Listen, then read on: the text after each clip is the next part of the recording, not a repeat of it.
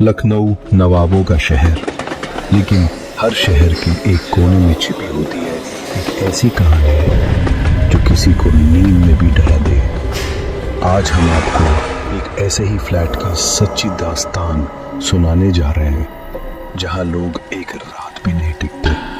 ये कहानी है एक ऐसे फ्लैट की जो गोमती नगर की एक पुरानी इमारत की तीसरी मंजिल पर स्थित है और जिसे लोग कहते हैं श्रापित फ्लैट। लखनऊ के गोमती नगर में एक इमारत है, सुंदर हाइट्स। नाम जितना सुंदर, उस इमारत की तीसरी मंजिल उतनी ही डरावनी। Flat number 3C। पिछले 11 वर्षों में वहां 7 परिवार आए, लेकिन कोई भी एक रात से ज्यादा नहीं टिक पाया। हम आपको मिलवाते हैं रवि से, एक 28 वर्षीय युवक जिसके पिता नवाबगंज में चाट बेचता था। रवि एक डिलीवरी बॉय था, पर सपना देखता था एक दिन अपना स्वयं का मकान खरीदने का। एक दिन उसके पास एक अवसर आया, उसी फ्लैट 3C का मालिक मिल गया। फ्लैट बहुत सस्ता था और रवि ने बिना कुछ सोचे खरीद लिया। लेकिन रवि को नहीं पता था, उस फ्लैट के साथ उसने अपनी मौत का दरवाजा भी खोल लिया। जब रवि ने पहली बार उस फ्लैट में कदम रखा तो सब कुछ सामान्य लगा। फ्लैट बड़ा था, हवादार था और थोड़ा पुराना तो अवश्य लगा, मगर भुतहा नहीं। लेकिन रात को 1:13 रवि की नींद टूटी। दीवार के पार से किसी औरत के रोने की आवाज आ रही थी। पहले तो उसने सोचा किसी पड़ोसी की आवाज होगी, लेकिन जब उसने बाहर झांका तो गलियारा सुनसान और अंधेरा था। एक छोटा बल्ब टिमटिमा रहा था और उसकी रोशनी में रवि ने पहली बार एक साया देखा, एक लंबी सी काली परछाई जो बाथरूम के दरवाजे के पास धीरे धीरे हिल रही थी। रवि ने दरवाजा खोला, कुछ नहीं था। उसने मुंह पर पानी मारा और वापस सोने की कोशिश की, मगर रात भर उसे लगता रहा कोई उसे देख रहा है। अगली रात रवि ने सच्चे दिल से फ्लैट में पूजा की। उसने हर कोने में गंगा जल छिड़का, लेकिन रात को 2 बजे बाथरूम का दरवाजा अपने आप जोर से बंद हो गया और दरवाजे पर लिखा था, तू भी जाएगा। रवि ने डरते हुए दरवाजा खोला।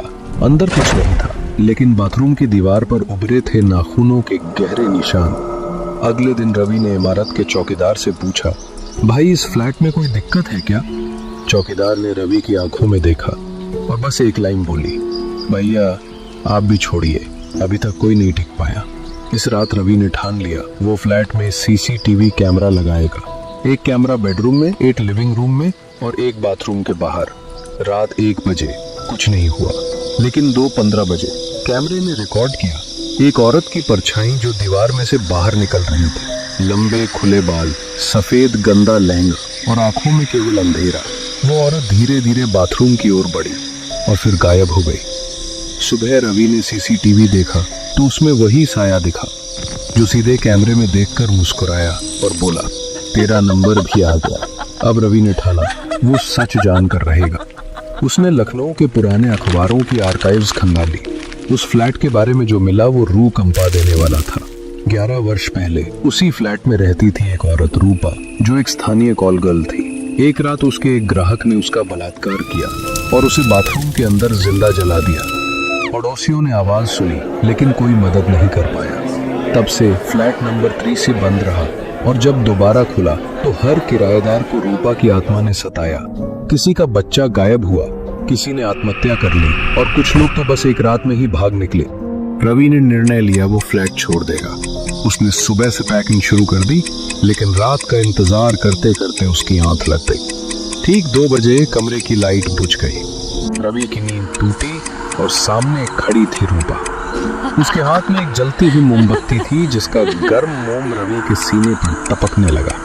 रवि ने चिल्लाने की कोशिश की, लेकिन आवाज नहीं निकली। रूपा ने उसके कान में धीरे से कहा, जो मेरा घर जलाएगा वो कभी जिंदा नहीं बचेगा। अगले दिन रवि फ्लैट के अंदर मरा हुआ पाया गया। उसके चेहरे पर था एक जमी हुई सिहरन और खुली हुई आंखें, जैसे मरने से पहले किसी को आते देखा हो। आज भी सुंदर हाइट्स का फ्लैट 3C खाली पड़ा है। कई बार लोग आते हैं, देखते हैं, पर अंदर कदम नहीं रखते। हर एजेंट कहता है फ्लैट सस्ता है, लोकेशन प्राइम है। केवल दाम मत देखिए, मकान की कहानी भी सुनिए। कभी कभी एक दरवाजा खोलने का अर्थ होता है मौत को न्योता देना। सावधान रहे। अगर आप भी कभी एक पुराना सस्ता फ्लैट देख रहे हो और कोई कुछ ना कहे, बस खामोश रहे, तो समझ जाइए कुछ तो गड़बड़ है।